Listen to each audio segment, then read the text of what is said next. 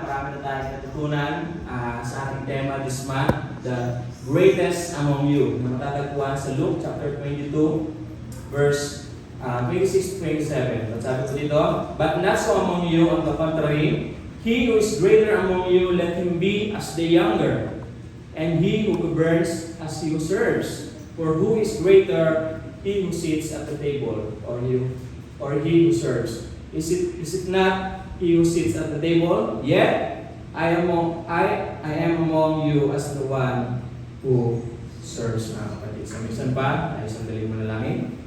Akilang Diyos, makapangyarihan sa lahat. Muli, maraming salamat sa umagang ito na pinagkaloob mo sa amin sa mga pagpapala, sa pag-ibig na patuloy mo pinaparanas. We pray, Father God, sa umagang ito, sa mga pong bawat sa amin, patuloy na buksan mo ang aming puso't isipan at malaya ng mga usap sa umagang ito, Panginoon. Sa akin gagamitin mo yung lingkod, patuloy mo lang ako itago sa iyong lugaran upang ikaw ang makita na aking mga kapatid. Patuloy mo yung baba sa pinakamababang atas ng paglilingkod, Panginoon. Para sa lahat ng sasabihin mo sa umagang ito, ito lamang maitaas ng Panginoon. Naman ang mga kahinaan ko, Panginoon, huwag mong hayaan na makita ng aking mga kapatid ito at ang kalakasan mo lamang, ang glory mo lamang, ang kapangyarihan mo lamang ang makita namin sa umagang ito, Panginoon. We declare the victory of the service, Father God, at anumang tangkang kaaway ay patuloy namin tinatapakan sa pangalan ni Jesus, Panginoon. Paghari ko sa buhay ng bawat sa amin at patuloy na tanggapin mo ang aming pinakamataas na papuri, pagtakil at pagsambahan sa pangalan ni Jesus. Amen. So di ko alam, baka may ba sa inyo, na-share na to. So kung babasahin natin, papel natin ang Luke, ang chapter 22 na yan. So may nagtanong po kasi ang mga disipulo, yan po ay during the Passover. Kasama po ng mga disipulo ang ating Panginoong Jesus. And that time, nagtanong ng mga disciples, sino po ba ang pinakadakila sa amin? Okay? So kaya naisip ko, kung babasahin natin ang story talaga, even in the Old Testament, even sa Bible talaga, sa panahon nila, may mga bagay talaga na ginagawa tayo na hindi natin maiwasan minsan. No? Gusto natin makita, may bigay sa atin yung credit na ginagawa natin. Okay? Because of the pride, because of mga bagay na gusto natin, tayo yung napapansin ng mga tao. Amen? And during that time kasi, dyan po, sinabi ng ating Panginoon na mayroong isang disipulo na magkakanulo sa akin. Sino yun? Si Judas. Amen? And even si Peter, no, sinabi ng Panginoon, bago tumilaw ka ang manok, tama ba? No? So ipagkakailan mo ka ng 3 araw. So maybe, pinag-usapan nila, alam din kasi ng mga disciple that time, mga kapatid, kung gaano katakila ang Diyos, na alam nila that Jesus Christ is the only God na magiging way para makasama nila pagdating ng panahon. Kaya talagang yung mga disipulo na ito, nagtanong-tanong sila, and ito po yung sinabi ng Panginoon sa kanila, no? Na kung gusto niyo maging dakila, kailangan tayo mga nasa taas, tayo mga naglilingkod, tulad ko ng Panginoon. Kasi sabi niya doon, sino ba dapat ang tintingala? Dahil sa mundong ito, sino talaga makapangyarihan mga tao, sino talaga ang gusto na nasusunod. Amen? Sila dapat ang sinusundan ng mga tao. Yun po ang pinapaliwanag ng Panginoong Jesus dito. Pero sabi niya, ako mismo na Diyos ninyo, kahit na ako ay Diyos, naglingkod ako sa inyo, na dapat ganun din ang gawin ninyo sa mga taong nakapaligid sa inyo. Amen? Kaya sa umagang ito, pag-uusapan natin, paano ba natin ibababa ang sarili natin every time na tayo naglilingkod sa Panginoon. Kasi tandaan natin that every time we serve God, hindi naman patungkol ito sa sarili natin. Ito yung lagi patungkol sa Diyos. Na kung paano natin mag-glorify ang Panginoon, kung paano natin matataas ang Panginoon sa buhay ng bawat sa atin. At yan po ang pag-uusapan natin. How to humble ourselves before God. Kasi tandaan natin, mga kapatid, minsan, may mga bagay na tayo ginagawa na akala natin para sa Diyos pa. Pero dahil nawawala yung focus natin, nawawala yung attention natin, nawawala yung mga bagay na iniisip natin, akala natin ay para sa Diyos pa rin. Hindi natin napapansin na yung mga bagay pala na ginagawa natin ay para sa sarili nating interest. Amen? At hindi po maiwasan yan, mga kapatid. Why? Kasi nasa fleshly desire tayo. At tayo namumuhay sa mundong makasalanan, mga kapatid. Kaya sa umagang ito, titignan natin, mga kapatid, on how we will exalt God sa buhay natin. Kaya yung title natin, Exalt God Only. Sabihin mo sa katabi mo, Exalt God Only. Ang Diyos lamang ang may taas sa ating buhay. At yan po ang pag-aaralan natin sa umagang ito, sa 1 Samuel chapter 17. So ito po ay buhay ni David, mga kapatid, na kung saan harap nila ang mga Philistine, no? Kasi kung babasahin natin ang 1 First Samuel, book of First Samuel, halos talagang battle yan about sa mga Pilisteo. At ito po isa lamang sa mga story na kung saan nakipaglaban sila sa mga Pilistine. O sa mas kilala, si Goliath. Kilala niyo si Goliath? Hindi po ako yun. Malaking tao yun, pero hindi ako yun. No? So, para praise ko na, hindi ko na po basahin ang buong chapter na yan, pero para praise ko para especially sa mga bisita natin ngayon na hindi pa alam yung story or yung background ng 1 Samuel chapter 17. So si Goliath po ay isang Philistine champion. Okay? So sa lugar nila, isa siya sa mga pinakamalakas, isa siya sa mga pinakatatakutan na mandirigma. Okay? And si Goliath po ay merong 9 feet tall. Okay? So may picture tayo dyan eh. Nasaan ba si Goliath? Ayan! Nakita niya si Goliath. So yan po si Goliath. No?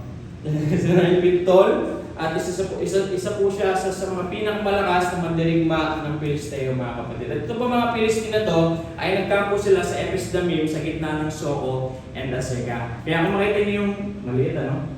So ito po yan. Si Goliath po, tigagang. So tiga dito po si Goliath. So ngayon, ang sinasakop po kasi nila ang Judah. So, ang Soko at ang Azekah, itong dalawa. So, nandito po sila sa bandang gitna. Okay? Nandiyan po sila nagkampo yung mga Pilisteo para atakin yung mga Judah at sakupin ang Israel that time, mga kapatid. So, yung iba sa inyo, alam niya, si David po ay isa sa mga anak ni Jesse na kung saan si Jesse po ay may 8 anak. Amen? At taga-Ephrathite from Bethlehem. Okay?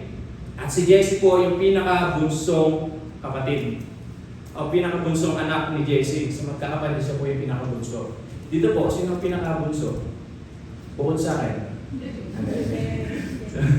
Si Brad. So yeah, si David po ay sa mga pinakabata sa 8 magkakapatid po. So si David po, ang trabaho nito ay papastol ng tupa, no? And isa rin po siyang lingkod ni Saul. Kasi during that time, mga kapatid, na battle po na yan, si King Saul po ang naghahari sa Israel. Amen? So ito na. So, during that time, the battle, so lumabas ngayon si Goliath. So, lumabas siya sa kampo nila, bigla siya nagaya. Sabi niya, sino matapang dito? Parang lasing lang, ano? Sabi niya, hindi niyo na kailangan makipaglaban sa amin, kayong lahat, tsaka kami lahat ng mga taga-Pilisteo, sabi ni Goliath. Pumili lamang kayo ng isa na gusto makipaglaban sa akin. Sabi niya gano'n, siyempre, matapang to. Isipin mo, kanyang kalaki, hamunin ka, hindi ka talaga lalaban. Di ba? Tapos yung height ko ganito lang. Siyempre pag nakipaglaban siya, gano'n lang. No? Sabi niya, at kapag nanalo kayo, sabi niya doon, hindi niyo na kami kailangan kalabanin lahat. Magpapasakot kami mga Pilisteo sa inyong mga Israelites. Pero kapag kami ang nanalo, mga Pilisteo, kayo ang magpapasakot sa amin. So para mabilis na lang siguro ang laban, 1-on-1 na lang. Pero dahil sa laki nga ni Goliath, walang gusto makipaglaban sa kanya. Natakot lahat ng mga Israelita, even si King Saul, natakot. So dahil sa takot nila, umabot ng 40 days. Grabe, ano? Araw-araw yun, everyday, araw at gabi, lumalabas si Goliath sa kampo nila para ayahin ng mga taga-Israelites kung sinong gustong humamon sa kanila. Pero dahil sa laki at lakas nga ni Goliath, isa sa mga pinakamalalakas sa Pilisteo, walang gustong humamon sa kanya. Kaya dumating po yung time si Jesse, no, yung anak si Jesse, yung tatay ni David. So inutusan niya po si David na pumunta sa kampo para kamustahin yung mga kapatid niya. Kasi sa battle po that time, nandun po yung mga panganay ni Jesse na si Eliab, si Abinadab, tsaka si Simea. So nandun po yung tatlong mga kuya niya. So kaya sabi ni Jesse, puntahan mo yung mga kuya mo, dalhin mo ng pagkain, kamustahin mo. So kaya ginawa po ni David, so pumunta siya sa kampo, at pagdating niya po doon, saktong-sakto, lumabas ulit si David, si Goliath. Sabi niya, ano? Wala bang magamon sa inyo? Sabi niya, wala bang gustong kumalaban sa inyo sa akin? So ngayon, nung nakita ngayon ni David itong si Goliath, alam niyo sabi niya, sino ba itong pagano na to na kumakalaban sa mga kawal ng Diyos? Sabi niya, gano'n. Si David, ganyan lang po ulit eh. Siguro sa personal, baka gantuod ko lang. Sabi niya, sino ba itong kumakalaban sa mga kawal ng Diyos na to? Sabi niya gano'n, parang nayabangan siya kasi nga nag-ahamon si Goliath eh. No? Ngayon, ang ginawa ni David, nung habang tatanong-tanong siya sa mga kawal, dumating ngayon yung pinakapanganay nila si Eliab. No? Ngayon, ito pa lang si Eliab at si David, hindi maganda yung relasyon nila. Kasi si Eliab, nayayabangan kay David. Kaya sabi niya, ano ginagawa mo dito? Bakit nandito ka? Alam mo bang bawal ka dito? Kasi nga, during that time, syempre, mga soldiers lang nandun para makipaglaban sa mga Philistine. Bakit nandito ka? Sabi ni Eliab, alam ko mayabang ka. Sabi niya pa ganyan, bakit nandito ka? Pero huwag mong dadalhin yung yabang mo dito. Pero ano sabi ni David? Sabi niya, nagtatanong-tanong lang naman ako kung sino itong tao na to na humahamon sa mga kawalan Diyos, mga kapatid. So, kaya kung titingnan mo ang background ni David minsan, lalo kung di mo siya kilala, mayayabangan ka rin kay David eh. Maangasan ka. No? Kasi alam mo, sabi niya, dahil nagtanong-tanong siya sa mga Israelites, nakarating na yung kay King Saul yung ginawa ni David. No? Dati pala talaga, may chismoso na. Ano na yan? Nakarating na yung kay King David, ay kay King Saul. So, ang ginawa kayo ni King Saul, pinatawag si David. Sabi niya, nabalitaan ko, nagtatanong-tanong ka kung sino yung kumakalaban sa ating mga Israelita. Sabi niya, opo, nagtatanong ako, mahal na hari. Ngayon, sabi niya doon, ako nang bahala. Sabi niya doon, ako nang bahala sa Pilisteo na yan. Sabi niya, kaya kong patayin yung tao na yan. Sabi niya gano'n. Siyempre, kung ikaw nga naman, makita mo si David at si Goliath, magtataka ka. Diba? Pero anong sabi ni Saul sa kanya? Napaka-imposibleng matalo mo yan. Sabi niya, yung tao na yan, bata pa lamang yan, tinitrain na yan para maging mandirigma. Ganon kalaki si Goliath. Eh ikaw, wala ka naman trabaho, nagpapastol ka lang. Paano mo matalo yung isang mandirigma, mahusay na mandirigma sa isang nagpapastol lamang? Sabi sa kanya ni King Saul. Pero alam niyo, sabi ni David, nakakatuwa talaga si David eh. Alam niyo, sabi niya, alam niyo po ba kapag may mga umaatake sa mga tupa namin ng mga leon at saka mga oso, sinasakal ko lang. Sabi niya, hinahawakan ko sa panga, pag lumaban, winawasiwas ko lang hanggang sa mamatay. Ang tindi, no? Kung makita mo si David that time, may inis ka din eh. Sino ba itong David na to? No? Pero alam niyo po yung pinakamagandang sinabi ni David. Alam niyo po ang sabi niya doon. Ito po ang sabi niya. Nagawa, at lahat po ng iyon ay nagawa ko dahil sa tulong ng Panginoon. Grabe, no? Sa liit ni David, marami siyang na-accomplish sa buhay, pero hindi niya inikredit ang lahat ng ginawa niya sa sarili niya, kundi sa Panginoon lamang. Kung hindi mo masyadong pag-aaralan ng buhay ni David, makikita mo talaga yung yabang. At siguro, ganun din ang nakikita ng mga kapatid niya kapag nagsasalita siya ng mga ganitong bagay. Pero lagi may kadugtong kasi eh. Lagi yung mga bagay na sinasabi niya, lahat yun ay patungkol sa ating Panginoon. At mamaya makikita po natin yan.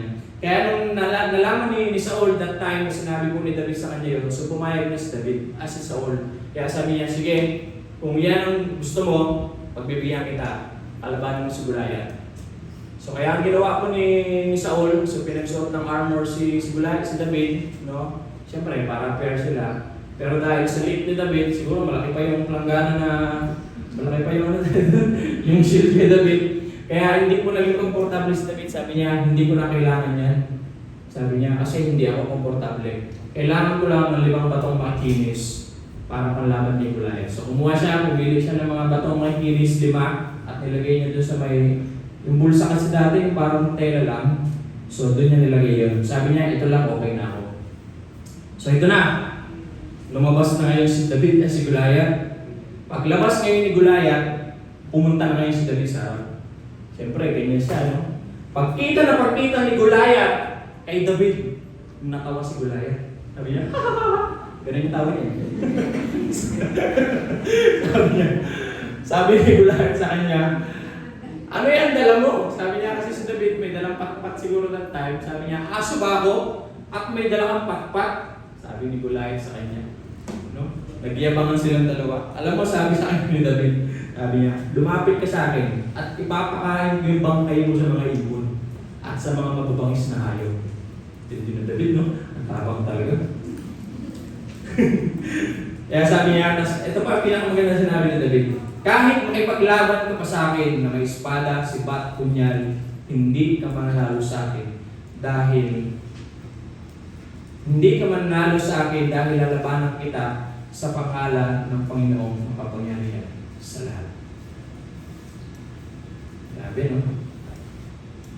Kaya sa araw na to, sabi niya, ibibigay ka sa akin ng Diyos, pupugutin ko ang ulo mo, at lahat kayong mga Pilisteo ay ipapakain ko sa hayop.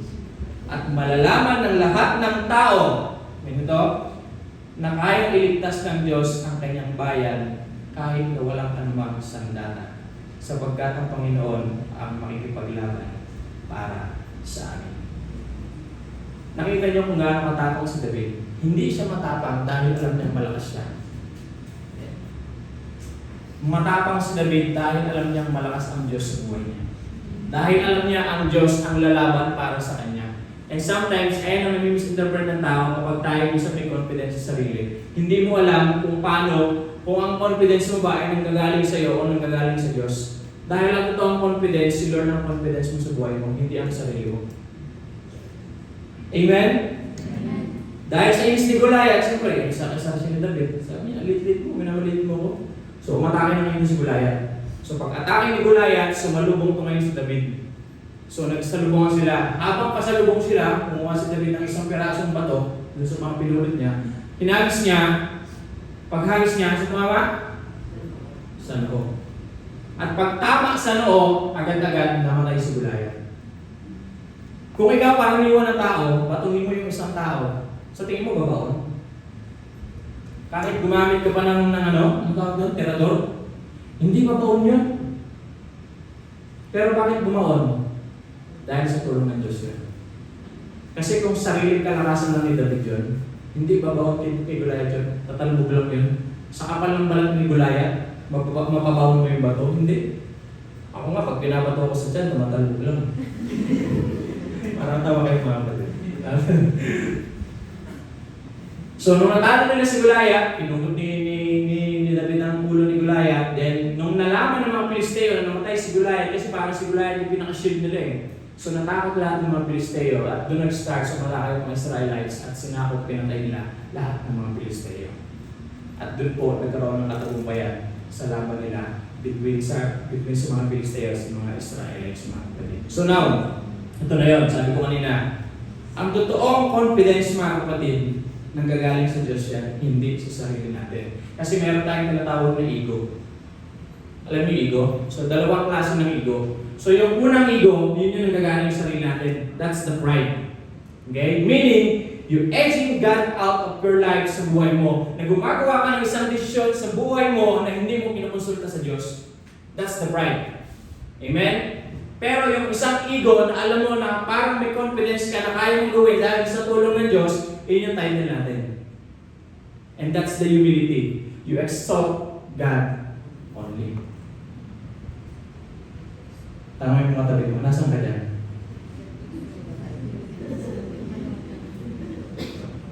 At yan po ang pag-uusapan natin sa mga kapatid. Kasi tandaan natin, every day that we always humble ourselves, mga kapatid, dapat hindi ang sarili natin ang nakikita, kundi ang Panginoon sa buhay natin. At yan po pag-usapan natin, may eksikan tayo ngayon. Dalawang bagay lamang on how we will exalt God in our lives, mga kapatid, sa buhay ni David. Number one, sabi doon, we will exalt God in our lives if we rely on God's ability. In 1 Samuel chapter 17, verse 34-37, sabi ni David ito, "But David persisted, I have been taking care of my father's sheep and goats." He said, ito na po yun, yung pinapaliwanag niya kay Saul.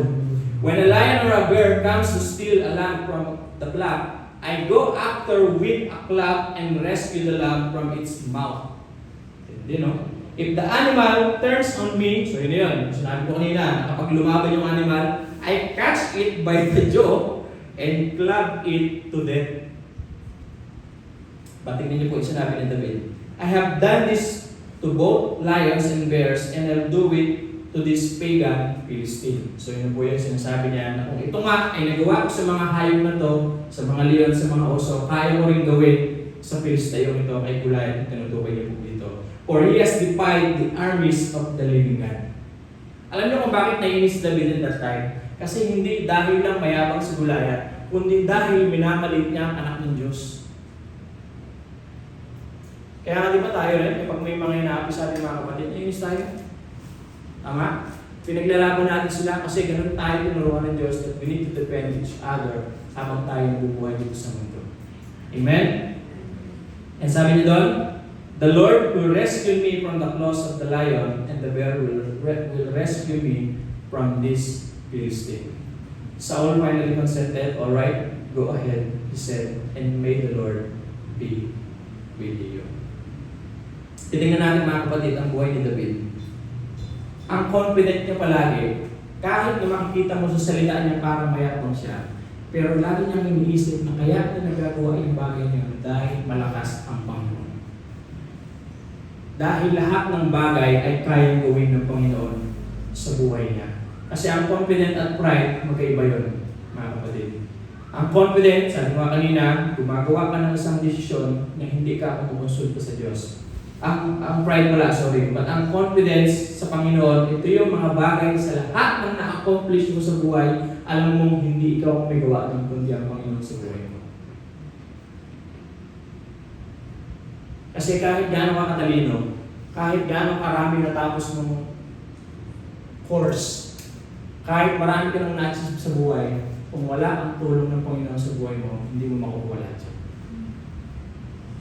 Kaya ka ngayon nasa sitwasyon mo because the grace of God. Lahat ng ito ay patungkol sa grasya ng ating Panginoon, mga kapatid. Amen? Kaya titingnan natin ang sabi niya doon ni David. The Lord who rescued me from the claws of the lion and the bear will rescue me from this Philistine. Alam niya eh. Alam niya ang Diyos ang kikilos pa rin eh. And minsan, ito yung minsan ng mga bagay na hindi natin nagagawa sa buhay natin. Yung kapag may mga ginagawa na tayo sa buhay natin, akala natin, kaya natin ang tayo lang. Hindi natin kinoconsider yung kakayanan ng Panginoon sa buhay natin, mga kapatid. Titignan natin ang buhay ni King Saul, mga kapatid. Ito pa. Ang buhay po ni King Saul, okay naman si Saul eh. Kaya lang, habang tumatagal kasi, nararanasan niya ang kapangyarihan, medyo nawawala na siya sa kalooban ng Diyos. Okay? So kaya, merong isang sitwasyon po, nabilili na siya ni Samuel, no? Kasi Samuel po ay umalis that time sa Israel, at sinabi niya kay King Saul, so ito po that time, during the battle pa rin sa mga Pilisteo. Okay? So, during the battle pa rin ito. Sabi ni Samuel sa kanya, hintayin mo ako, after 7 days, babalik ako, tsaka natin ayusin lahat, paano natin kakalabanan ng mga Filisteo. So, umalis po si Samuel, no? Ang nangyari, hindi po nakabalik agad si Samuel after 7 days. Na-delay siya. Siguro, traffic, kasi maraming stoplight. No, na-delay. So, ang ginawa kayo ni Saul, dahil hindi dumating si Samuel after 7 days, nagdesisyon siya agad-agad nang hindi man nagtanong sa Diyos, na hindi man kumonsulta sa Diyos, na hindi man yung binigay ng instruction ng Panginoon sa kanya sa buhay ni Samuel. So ginagawa niya yung mga, kasi nakita niya yung mga tao nagkakagulo na, tapos yung mga Pilisteo nakita niya naghahanda na para atakin sila. So ngayon dahil sa takot ni Saul, natakot siya eh, nagdesisyon siya ngayon nang hindi nagsasabi kay Samuel. Kaya pagdating ni Samuel, nagulat si Samuel, bakit may ginawa siyang desisyon na hindi man nagsasabi sa kanya. Kaya sabi ni Samuel sa kanya, anong ginawa mo? Bakit hindi mo sinunod yung instruction ng Panginoon? Alam mo sabi niya, kasi hindi ka naman bumalik after 7 days. O, minsan na ganyan tayo sa Diyos. No? Lord, nag-pray ako sa iyo eh. Sabi ko, bigay mo sa akin ito. Hindi mo binigay, kaya ako nagumuha. Sino dito yung naiinip palagi pag may panalangin tayo? Diba? Minsan ganyan tayo. Pag naiinip tayo sa mga prayer natin, Lord, sabi ko, bigyan mo ko ng boyfriend. 65 na ako, wala pa rin ng boyfriend. Ako nang gagawa ng paraan. Punta ako doon sa mga maraming ilaw-ilaw. Tapos nahanap ako doon ng wedding. Tapos pag hindi naging masaya ang buhay, hindi naging masaya ang buhay, sisi ng Diyos.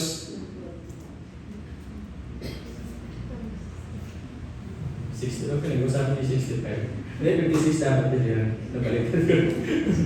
So kaya sabi sa kanya ni Samuel, ito po, 1 Samuel chapter 13, verse 13 14. How foolish, Samuel exclaimed, you have not kept the command the Lord your God gave you. Had you kept it, the Lord would have established your kingdom over Israel forever. But now, your kingdom must end. Kasi nagalit ng Diyos eh. Hindi siya sumunod sa instruction ng Panginoon. For the Lord has sought out a man after his own heart, the Lord has already appointed him to be the leader of his people because you have not kept the Lord's commandment. Sometimes we bother kasi iniisip natin, baka hindi natin magawa. At yung po yung nangyari kay Saul kasi that time, baka matalo tayo ng mga Pilisteo eh. Pero hindi eh. If you really believe sa pangako ng Diyos that He is faithful always to His promise, hindi ka magdudula sa kaya ng Diyos. Amen? Yeah. Kaya nga sa panalangin natin, di ba? Anong sagot sa panalangin? Yes, no, and wait! May wait!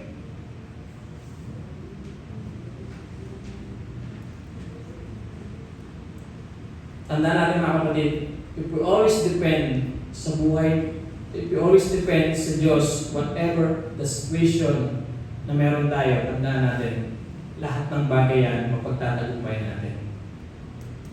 Dahil si David, mga kapatid, hindi niya tinignan kung ano yung kaya niyang gawin, but tinignan niya kung ano yung kaya gawin ng Diyos sa buhay niya. Dahil ang pagpapakumbaba, at totoong pagpapakumbaba ay umaasa palagi sa kakayanan ng Diyos, hindi sa kakayanan na meron ka. That's the true humility. Kaya napansin niyo, di ba?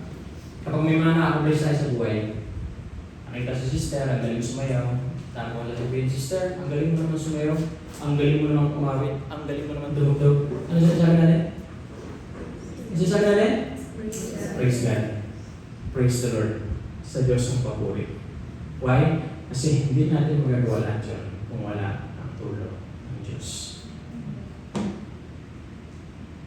In Hebrews chapter 13, verse 6. So we can say with confidence, the Lord is my helper, so I will have no fear. So tanongin mo yung sarili mo ngayon, sino nga ba ang katulong mo ngayon sa buhay? Hindi masama na meron tayong katulong sa buhay, kailangan natin yan within our beloved, our husband, wife, mga anak natin, mga kapatid natin. Pero tandaan natin, sino ba talaga ang tumutulong sa atin kapag may mga bagay tayong pinagdadaanan sa buhay? Hindi ba ang Diyos?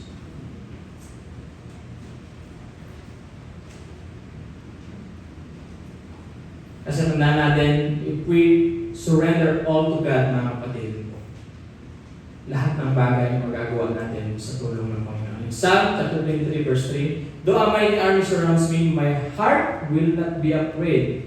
Even if I'm attacked, I will remain confident. Amen? What can your people do to me? If we know na ang lahat ng ginagawa natin ay para sa Diyos lamang, ano pa man yung mga bagay na yan, mahirap man, sa tingin natin hindi mahirap, lahat yan ay pangyayarihin ng ating Panginoon. Kasi di ba may mga bagay tayo na minsan na ginagawa natin, hindi naman para sa Diyos, para sa sarili lang natin.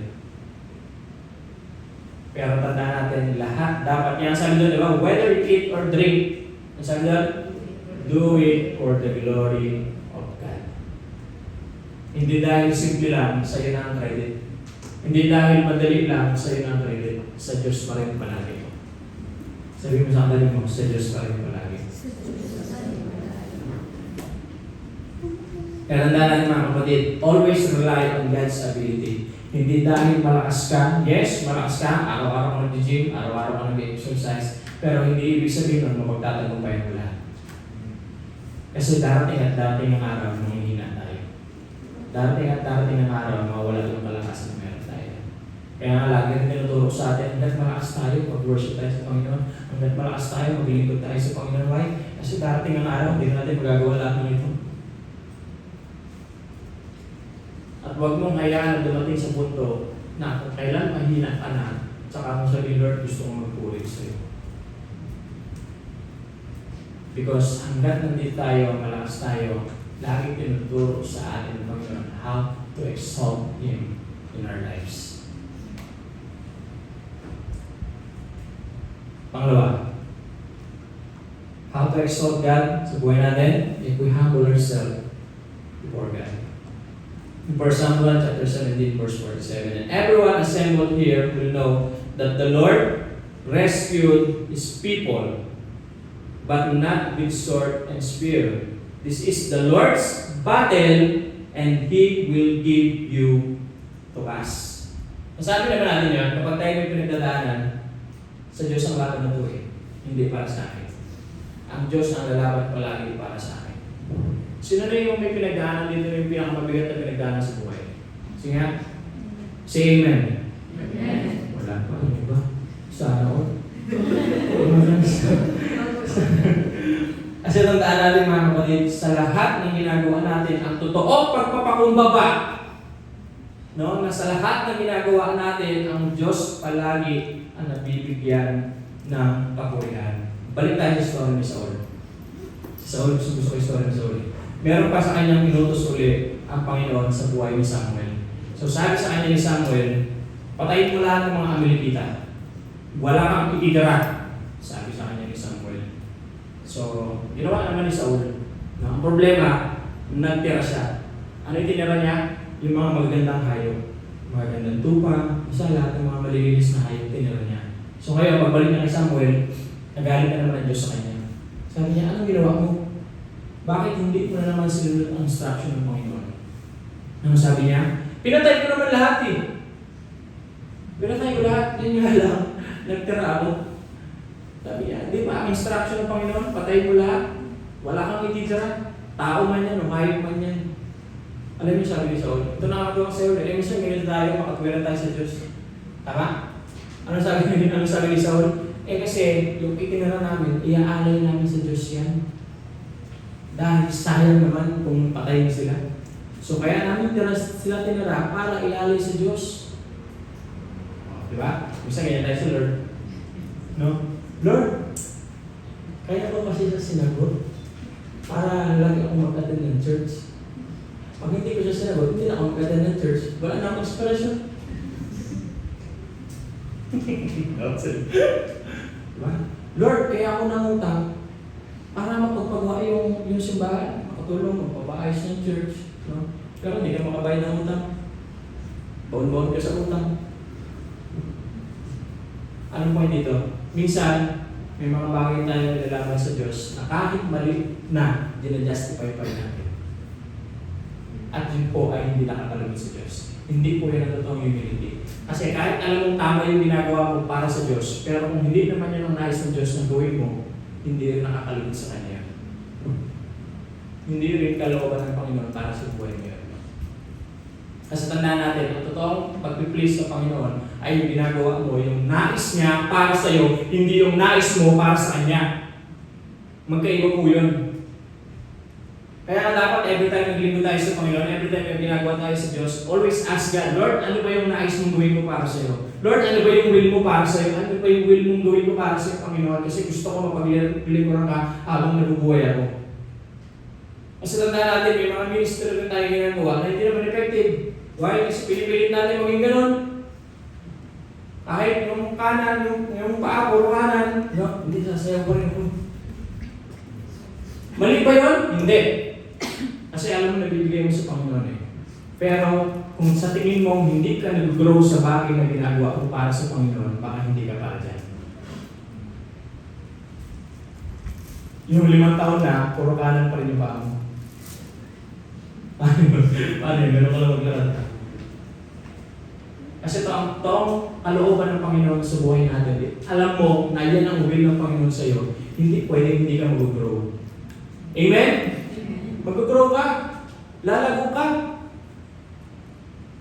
Dahil yan ang design ng Panginoon sa atin, kaya tayo nilagay sa isang ministeryo para tayo palaguin sa paglilingkod sa Kanya. Hindi para manatili sa isang bagay na hindi naman natin kayang gawin. God knows our limitation. Alam ng Diyos yung kakayanan natin, alam ng Diyos yung limitasyon natin, kaya dapat sa mga bagay na ginagawa natin, alam din dapat natin kung ito ba yung kalooban ng Panginoon. Because that's the true humility sa buhay natin. Hindi yung pinipilit mo yung isang bagay na hindi naman pala ay na pinapagawa ng Diyos sa iyo.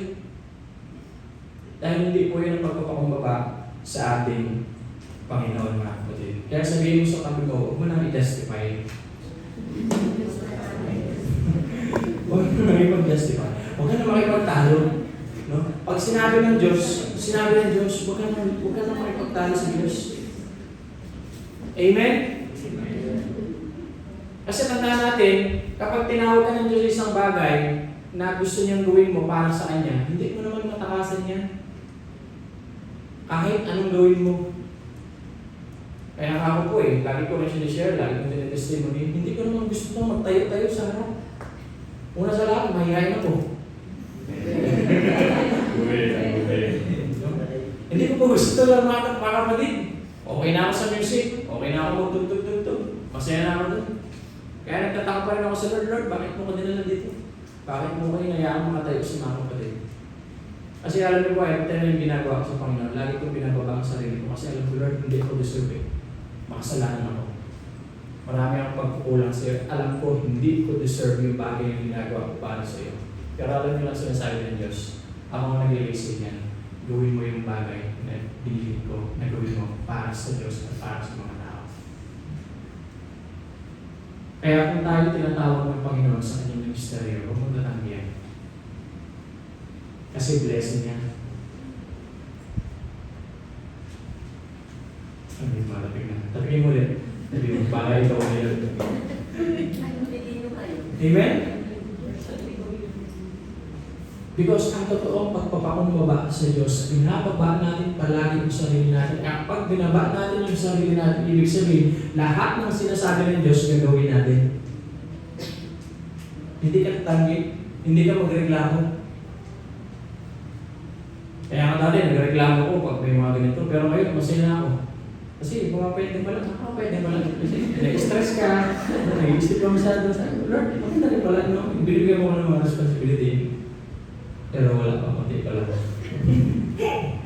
Okay? Kasi tanda natin mga kapatid, mas mabuti ang taong sumusunod sa Diyos kaysa yung mga bagay na ginagawa natin. Akala naman natin ay nakakalugod sa ating Panginoon. Kaya tingnan niyo yung sinabi ni Samuel kay Saul. 1 Samuel chapter 15 verse 20-23. But Samuel replied, what is more pleasing to the Lord? So ito na yun, nagdahilan din siya. Sabi niya, iaalay kasi namin yung mga tinira namin, kaya hindi namin pinatay. What is more pleasing to the Lord? The burnt offerings and sacrifice or your obedience to His voice. Listen, obedience is better than sacrifice. Sabi mo sa kanila mo, obedience is better than sacrifice.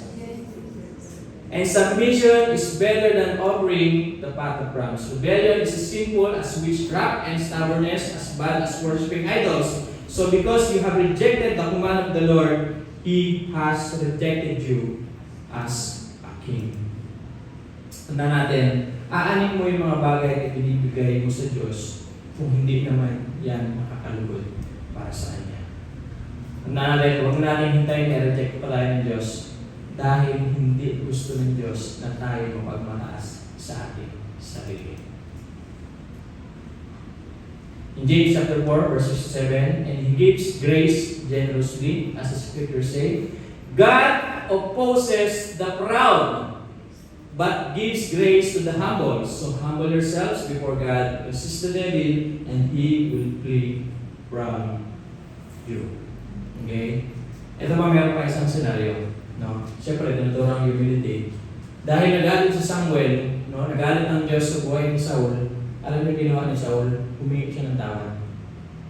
Di ba? Ganyan tayo, di ba? Humingi tayo ng tawad. Pag napapagalit tayo ng nanay natin, ang tatay natin, humingi tayo ng tawad. Ginawa naman ni Saul Pero tingnan niyo yung ginawa niya.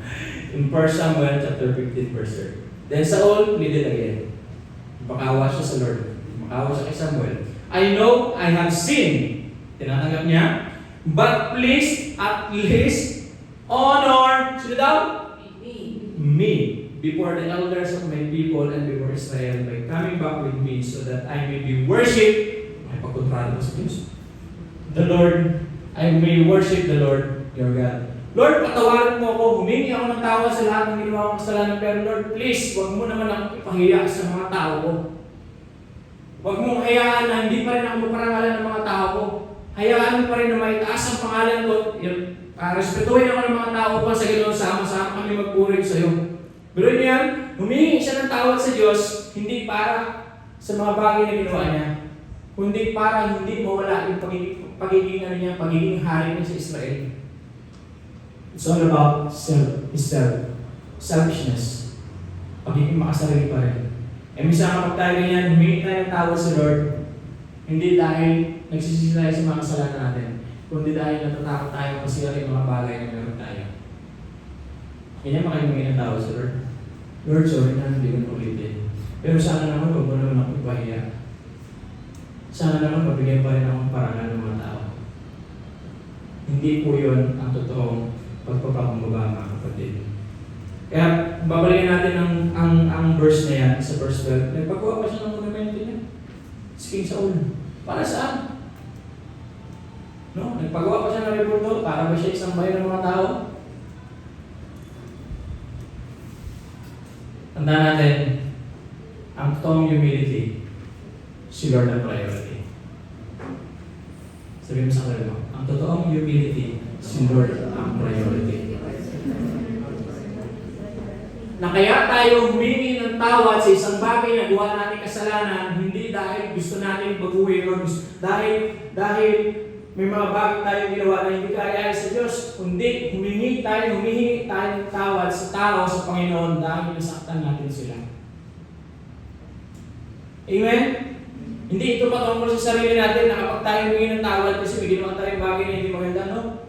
Kaya tayo humingi ng tawad dahil alam mo na nasaktan mo yung kapatid mo. Dahil alam mo na nasaktan mo yung Diyos sa bagay na ginawa mo. At yun po, yung tunay ng pagbabago. Kasi yung kamalian natin, ibig na yan eh. Na kapag tayo humingi ng tawad, ibig na yan. Kaya nga nag-sorry eh. Tama? Kaya nga nag-sorry kasi may mali tayong ginawa. Pero the main reason kung bakit tayo nag-sorry kasi nasaktan natin sila. Sino yung nakasakit dito? Sino yung nakasakit dito? Parang ayaw nyo ah. Oo, lagi kong minsan, napapagalitan mo yung asawa ko. Nakalive tayo? Yes. Alam mo sa inyo sinabi ko. Tandaan natin mga kapatid.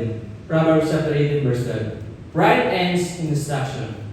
Humility ends in honor. Kaya kapag tayo naglilingkod sa Diyos, huwag mong isipin kung ano yung mga bagay na sasabihin ng tao sa iyo. At isipin mo palagi kung paano mo mapaparangalan ang Diyos sa buhay mo. Kaya minsan may mga bagay kasi tayo hindi nagagawa kasi nahiya tayo. Iniisip natin baka i-judge tayo ng tao. Amen? Kaya ito lagi ko rin sinasabi sa tayo show kapag kami nagtuturo ng music. After kasi ng praise and worship, minsan may mga mali. Hindi naman may iwasan yan eh, nagkakamali tayo no? After nun, magsusorry sila. Sabi ko, okay mag-sorry. Kasi ang ginawa nyo hindi naman para sa tao, hindi para sa Diyos. At bago nyo pa man gawin yung bagay na yan, alam nyo naman ng Diyos kung magkakamali o hindi. Pero alam niyo isang magandang bagay dahil masaya ang Panginoon kasi alam niya na kahit nahihirapan ang gawin yung bagay niya, ginagawa mo pa rin. At yun ang nakakalugod sa Panginoon. Hindi nagkamali ka o hindi ka nagkamali. Kaya sabi ko sa kanila, tama na, sorry. Kung nagkamali tayo, the next time, bigyan mo natin ang best natin. Mag-practice tayo, mag-focus tayo, aralin natin, kung ano yung mga dapat natin aralin. Hindi yung para ipamukha mo pa sa tao kung nagkamali ka. Kasi lahat ng yun ay para sa Panginoon. Lahat ng ginagawa natin ay para sa Diyos lang. Masama ba mag-sorry? Hindi. Pero hindi na kailangan. Kasi kung pagkakamali lang pag-uusapan, hindi naman yung pagkakamali na meron tayo. Maraming bagay. Pero ang pinag-uusapan natin kasi that every time we serve God, yes, nag-pay tayo minsan, but it doesn't mean hindi na counted sa Panginoon yun. Lahat yan ay counted sa Panginoon, mga kapatid. Kaya sabihin mo sa katabi mo, tama mo, sorry. Kasi baka meron din ganun dito sa inyo, yung pag nagkamali, sis, pasensya ka na kanina, nagkamali ako. Sis, sorry kasi nagkamali ako kanina. Hindi na po kailangan mga kapatid. Dahil lahat po yan ay tinitignan ng Panginoon based sa puso natin kung paano tayo naglilingkod na masaya sa ating Panginoon. Amen? Kaya kailangan natin gawin that every time we worship God, we know in our hearts, in our mind, in our soul, that He is the only one who being exalted into our life. Yun lang naman yun eh. Na sa lahat ng bagay na ginagawa mo, alam mo sa sarili mo na ang Diyos lamang ang palagi na bibigyan ng parangal sa buhay mo. At yun ay sapat na para sa ating Panginoon. Amen? Hindi mo na kailangan mag-acrobatic yung mga tamburin, di ba? Hindi na. Simple lang. Mapasaya mo ang Diyos. Alam mo masaya yung puso mo. Matutuwa ng Panginoon dyan. Amen? Saan ko tinapos? Patay ba ako? In 1 Peter chapter 5, verse 5 to 6. In the same way, you who are younger must accept the authority of the elders. Ito po that time, no? Ang mensahe ni Peter that time, ay meron po siyang mensahe para sa mga elders at meron din siyang mensahe para sa mga youngers na mananampalataya. And all of you, so ito pong last message na to ay in-address niya na para sa lahat. And all of you, dress yourselves in humility, meaning both elders and youngers, no, as you relate to one another. For God opposes the proud, but gives grace to the humble. So humble yourselves under the mighty power of God, and at the right time, He will lift you up in honor. In Matthew chapter 23, verse 12. But those who exalt themselves will be humble. And those who humble themselves will be exalted. Huwag na natin hayaan na tayo pa ang magtaas sa sarili natin. Let God exalt us dahil alam niya, nakikita niya sa puso natin na tayo totoo naglilingkod sa ating Panginoon. Always dress yourself with humility. Ano man yung mga bagay na ginagawa natin para sa Diyos. Dahil kung tayo matututo na magpakumbaba sa harapan ng Panginoon, ang Diyos mismo ang magtataas sa atin. At hindi tayo itataas ng Diyos para makita yung galing natin. Kundi itataas tayo ng Diyos para makita sa buhay natin kung gaano katakila at kabuti ang Panginoon sa buhay natin. Clear ba tayo?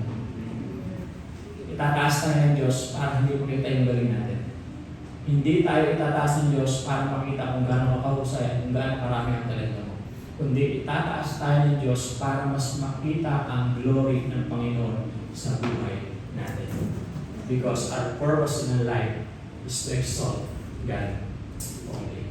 Let us pray. Takay ng Diyos, makapangyarihan sa lahat muli. Maraming salamat, Panginoon, sa mga mensahe na ibinabasa sa amin sa umaga.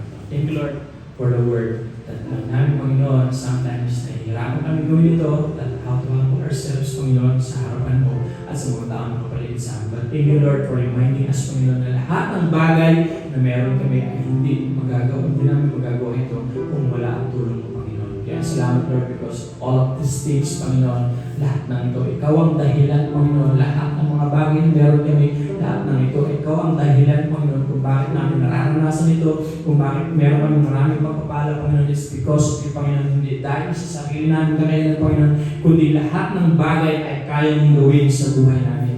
Kaya salamat, Panginoon, dahil you always faithful to your promise, Panginoon. You are always faithful, Panginoon, sa buhay namin, Panginoon. Even though we are unfaithful, Panginoon, nananatili kang tapat sa iyong mga pangako. Kaya salamat, Lord, dahil lagi namin naranasan ang iyong kabutihan sa buhay namin.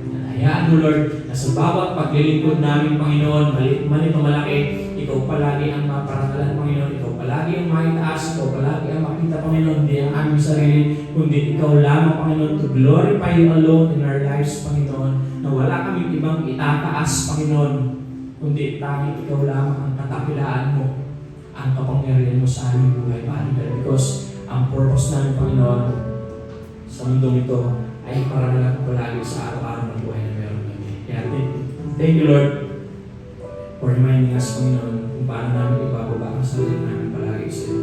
And continue to cleanse us, Panginoon, ano man yung mga bagay na hindi ka nais-nais sa iyo. Sometimes, Panginoon, we make sins, Panginoon, kakasala kami. Sometimes, Panginoon, may mga bagay kami na hindi nagagawa, na hindi ka nais-nais sa iyo, Lord. Continue to forgive us. Continue to cleanse us, Panginoon. Continue to change our life, our mind, our soul, Panginoon, our heart, na ikaw lang palagi ang makita sa aming buhay, Panginoon. We surrender all the things, Panginoon, na hindi ka nais-nais sa iyo. At patuloy na palitan mo ito ng pagpapala sa aming buhay upang sa bawat pagtayo namin ay patuloy na yung maging karapat-dapat ng isip, Panginoon. Dahil alam namin, Panginoon, without the grace of yours, hindi namin magagawa ang mga bagay ito. Kaya thank you, Lord, for your unconditional love sa buhay na bawat sa amin. Nakasama rin namin ngayon dito, Panginoon, sa mga bisita namin. Patuloy na iparanas mo sa kanila pagmamahal, Panginoon, kabutihan, that you are the only one, God, to exalt lamang sa aming buhay, Father God. Salamat o Diyos. Salamat sa iyong pag-ibig at sa mga pagpapala at patuloy na pinagkaloob sa amin. Patuloy na purihin ka sabay ka sa aming buhay. Pagkapin mo ang aming pinakamataas na papuri, pagdakil at pagsamba sa pangalan ni Jesus ang lahat ng anak ng Diyos ay magsabi na Amen.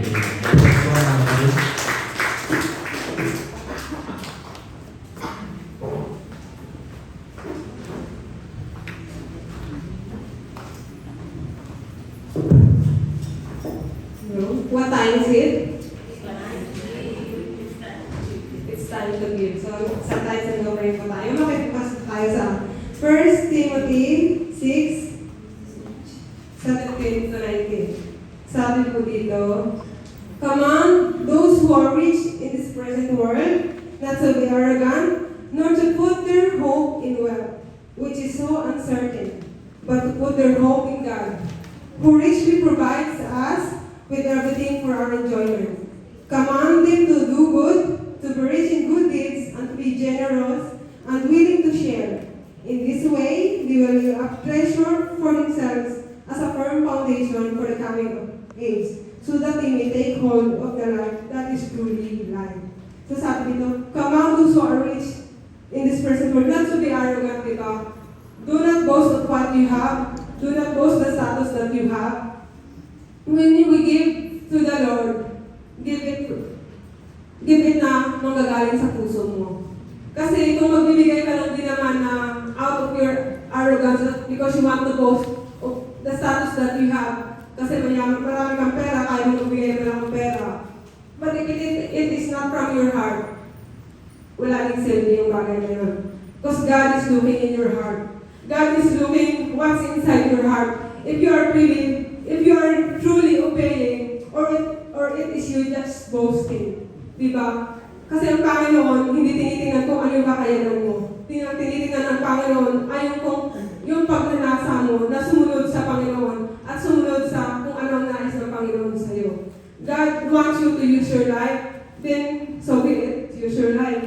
May talent ka, may kakayanan ka, kung nais kong ipagamit sa Panginoon, why not? Di ba? Kung yun ang nais ng Panginoon sa iyo.